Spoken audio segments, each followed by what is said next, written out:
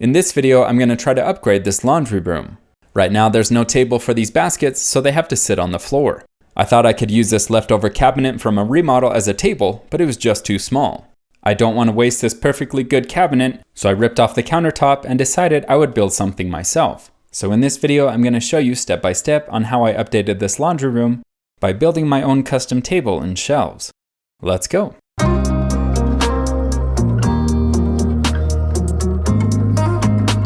The first step was to measure the room, and I immediately ran into a problem.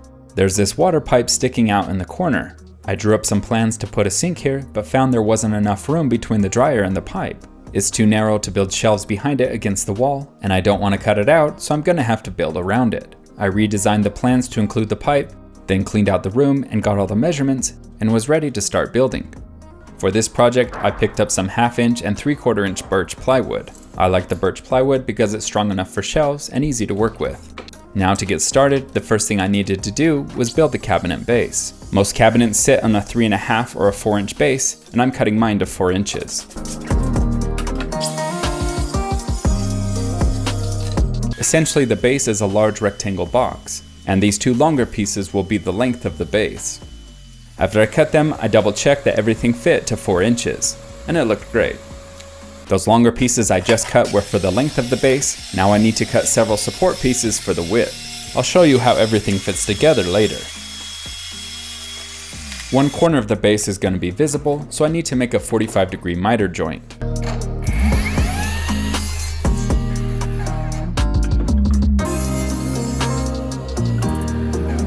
I made these mitered cuts because when I put the corner together, it looks like one solid piece. I only needed to make one mitered joint because this side is going to sit next to the cabinet and will be visible. The other corner will sit against the wall and won't be seen, so it doesn't need a mitered cut. If both sides of your base can be seen, you'll want to miter cut both corners. I then double checked that everything was measured correctly, then marked the inner pieces so they would fit inside the base.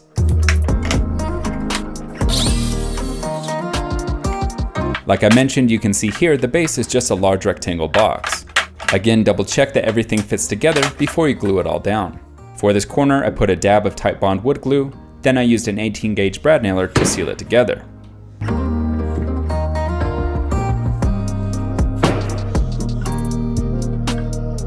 I used a carpenter square to make sure everything lined up correctly. I forgot to hit record, but I put in 2 nails on this corner. I then used these Bessie corner clamps to hold it down while the glue dried. For all the other corners and pieces, I used this Craig pocket jig to cut holes. Pocket jigs will hide the screws and will still give the base frame plenty of strength.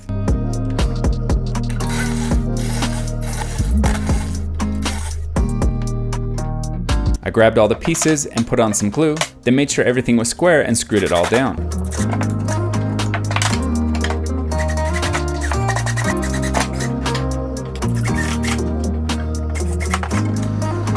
After the glue was dry, I gave it a light sanding.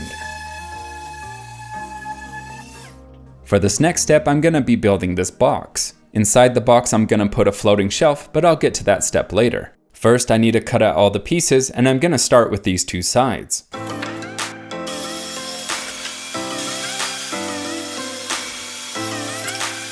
I took off the safety guard so I could make a 3/4 inch cut off the depth of the box, because later I'm going to be adding a front-facing frame that's 3/4 inch thick. I took 3/4 inch off the sides and the bottom piece here. After I made the cuts, I gave everything a light sanding. Now for this next step, I'm going to be making some dado cuts, and to do that I need to take off the splitter and lower the saw blade to a 1/4 inch. I'm lowering the blade because I don't want to split the wood, I just want to create a 1/4 inch channel. The plywood I'm using is 3/4 inches, so this will only make a 1/4 inch cut. Every time I pass the plywood through the blade, it makes a 1/8 inch wide cut that's 1/4 inch deep. I move the lock gate back 1/8 inch every time I pass it through until I'm left with a 1/2 inch wide channel that you can see here. I made the dado cut on both the sides and the bottom pieces. If any of this is confusing, just watch as I make the cuts to get an idea of what I'm trying to do.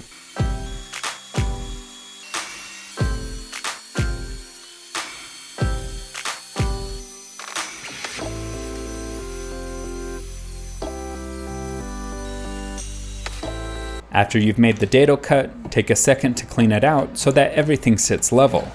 Next, I grabbed this 1/2" plywood to cut out the back piece. I used a 1/2" board to take off some weight.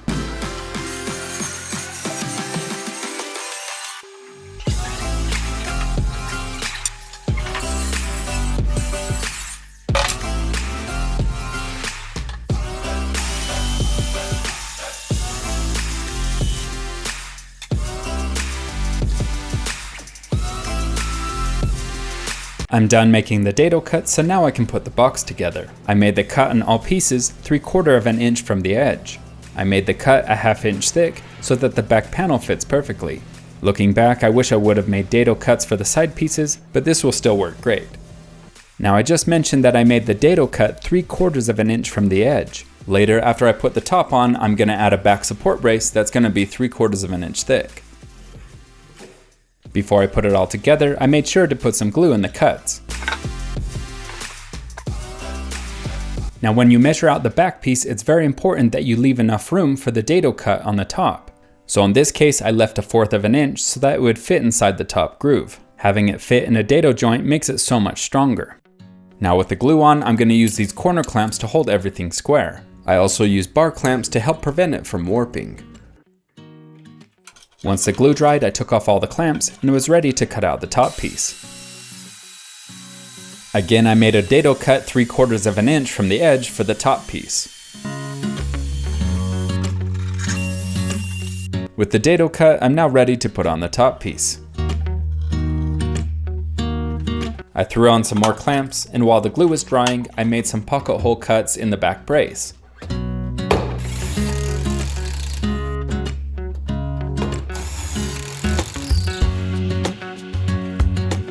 This brace is going to support the back panel, and I want to center it where I'm going to put my floating shelf. If you're ever going to be building cabinets or shelves, you definitely want to get one of these Kreg pocket jigs. These allowed me to hide the screws and it looks so much better. I'll have all my tools linked below. With the glue dry, I'm now ready to build my floating shelf. I had previously decided where I wanted the shelf to go, and that's where I put this back brace.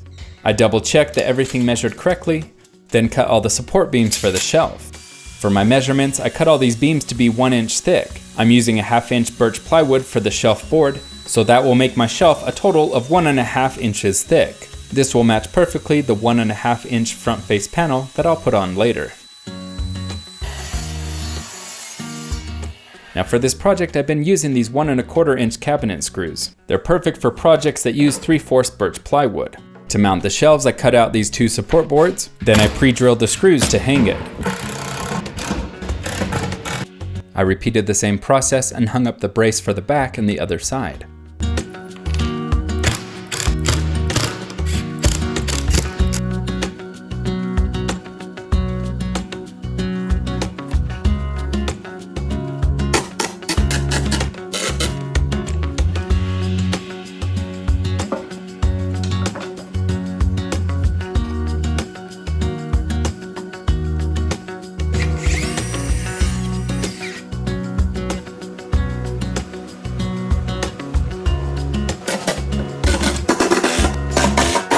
With the braces on, I was ready to put on the shelf. The shelf is 22 inches deep, so I needed to cut 2 inches off the end. I cut the remaining 2-inch piece in half to make some 1-inch support braces. These are going to screw into the back support brace behind the cabinet that we put on earlier. Before I can hang them up, I need to cut out some pocket holes.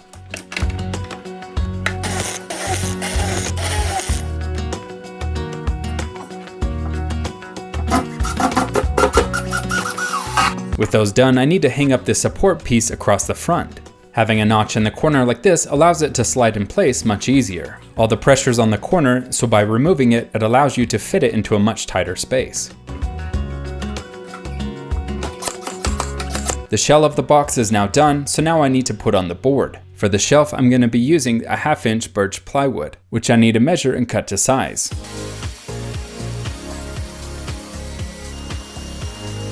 Before I stain it, I'm going to sand it down with a 120 grit, then move to a 220 grit to make it smooth. Then I'm going to use this Behr brand water-based pre-stain. I've never used a water-based stain, so I thought it would be a good time to learn. I've heard that the pre-stain might warp the wood, so to prevent it, I put some weight on it. When it dried, everything looked great, and it was ready to stain. For the stain, I'm gonna go with this water-based Behr brand Jacobin color.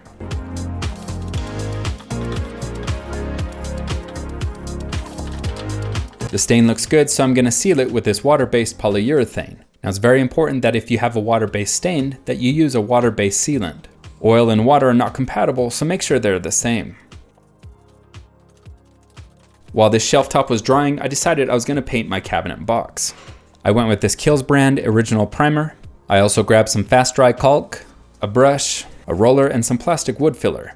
For the paint, I used this Behr brand urethane alkyd semi-gloss enamel. It works fantastic for cabinets.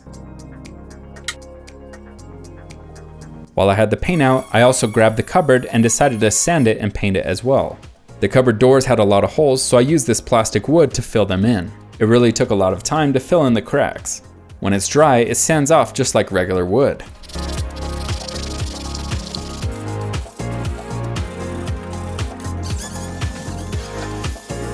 It took a lot of time to prep the cupboard and cabinet, but in the end, it was worth it. All the prep work allowed the paint to seal correctly, and the holes and knots in the wood were smoothed out. Now I was ready to test out that everything was gonna fit. The walls are very rarely perfectly 90-degree angled, so it's important that you periodically test your work. There was a slight angle on the wall, so I'll need to make sure I account for that when I measure the countertop. My next step is to measure out the faceplate. Earlier I mentioned I cut the cabinet 3/4 of an inch short, and that's because the face frame is going to be 3/4 of an inch thick. I cut all the pieces out from the poplar wood and double checked that everything was going to fit. It looked good, so I was ready to put it together. To hold the front facing frame together, again I used the pocket hole jig.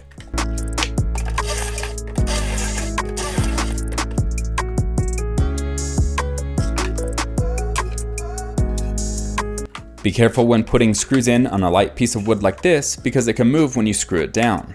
To prevent it from misaligning, I held it with a clamp.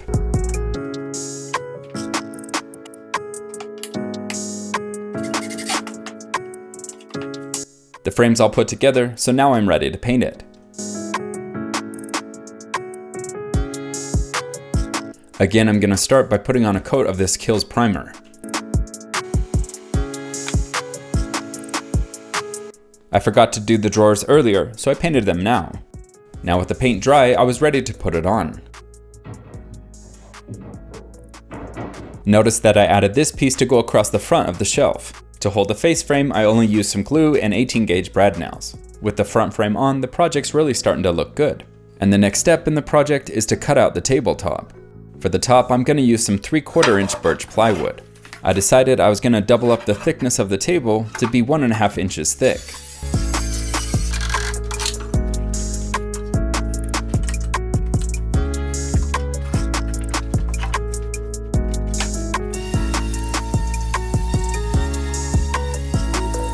Now at this point, it's very critical that you stop and eat a cookie if your wife makes you one. Success of the project depends on it.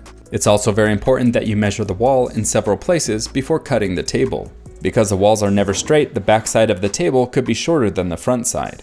I double checked that I had cut everything correctly and it looked great. Next up, I screwed the cabinet to the shelf to give it more stability. My next step was to cut the frame around the tabletop. I originally wanted the table to look like one solid piece, but because the walls weren't straight, there was a larger gap in the back than in the front. So I decided I was going to build a poplar wood frame. It's much easier to make adjustments on the frame than the 7-foot table board. Now that I have everything measured, it's time to stain the tabletop.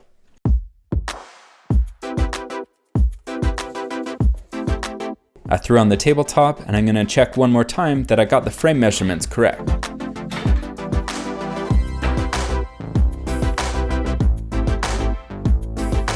For all the corners, I decided to go with a 45-degree miter joint. I have it all cut and measured, so now I need to paint it.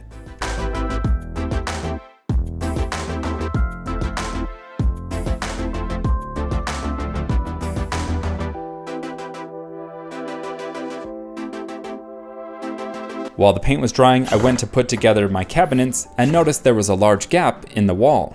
To solve that, I cut a piece out from my scrap birch plywood and used it as a filler piece. I wish I had noticed this earlier because it would have been much easier to fix.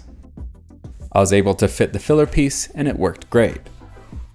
After a short delay, my cabinet hardware was finally delivered, but after I installed the doors, I decided I wanted to replace them with a longer handle. And using this cabinet tool, I was able to easily mark out where I needed to drill the holes.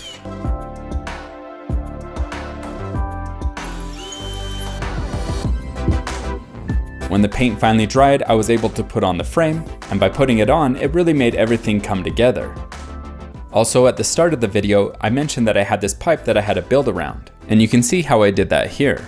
I didn't want to remove the pipe, so I extended the tabletop so nothing would fall between that gap. Later, I can add shelves or build a cover for the pipes. And with that, we're done here. The cabinets are very strong and are perfect for what we need.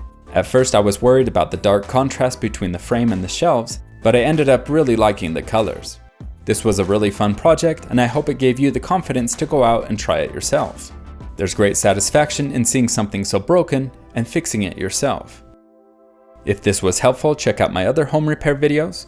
Thanks for watching and have a great day.